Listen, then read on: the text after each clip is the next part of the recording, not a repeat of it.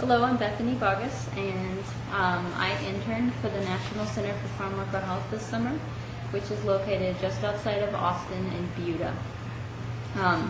NCFH, or the National Center for Farm Worker Health, began in the mid-1970s, and it was established primarily to assist the new migrant health centers that had just been written into legislation by President John F. Kennedy.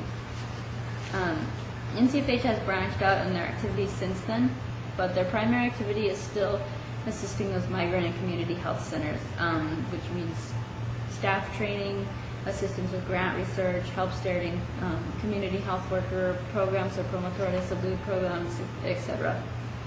NCFH has also developed and tested and published some research on multiple community health worker curriculums, and these are all aimed at Hispanics in general or at Hispanic farm workers specifically. They currently operate a promotor de salud program here in Hayes County, which is aimed at reducing breast and cervical cancer incidence and mortality in low-income Hispanic women. My responsibilities that I negotiated the previous semester did change somewhat. Originally, I was supposed to assist Alicia Gonzalez, who is the Leadership Development and Training Center Director, with developing low literacy health education materials.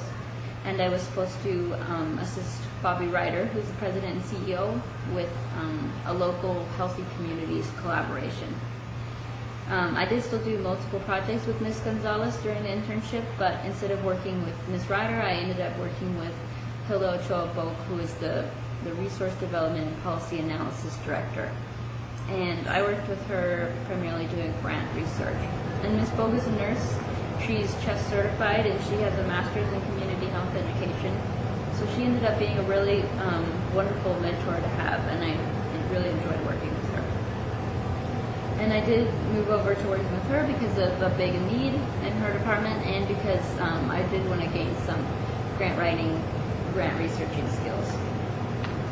I feel that my internship was really a great start, and I covered a lot of bases in health education.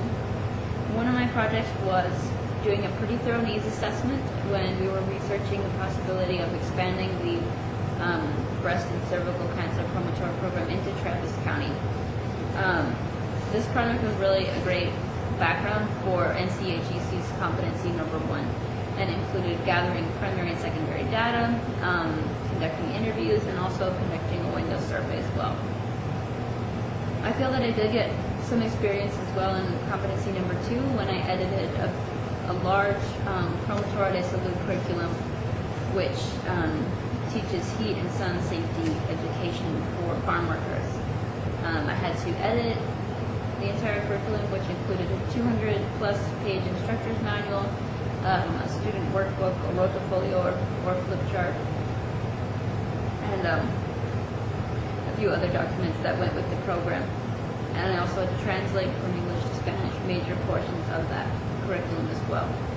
Then make sure the English and Spanish matched, and that they were factually accurate and all that. So I know that this is an important step in preparing and planning a health education program, and I now know what a major task just that step is. I feel that I gained the most experience in competency number 7 as I developed multiple health education materials on topics ranging from diabetes prevention to migrant health center farm worker board member training. I'm extremely glad that health studies courses focused on methods rather than content, and practicing the skills hands-on was extremely beneficial. I remember feeling somewhat overwhelmed going through the needs assessment process in the community health class, but I know that I would have really struggled in this internship if we hadn't done those step-by-step kinds of things in our classes.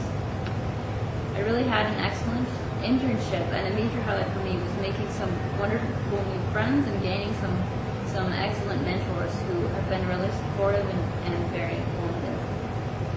I was also grateful to have the opportunity to learn more about migrant farm workers and what they have to go through, and I'm grateful for the opportunity to serve them in any way that I can. I'm also very grateful that NCFH hired me immediately following my internship with exactly the amount of hours I wanted. And I'll be assisting Ms. Bogue. I'll continue to assist her in grant research, which is something that I really enjoy. So thanks Dr. Shipley and Dr. Bernstein. I appreciate all the support and guidance the professors have given me over these last 2 years in health studies, and I will highly recommend the program. Thank you.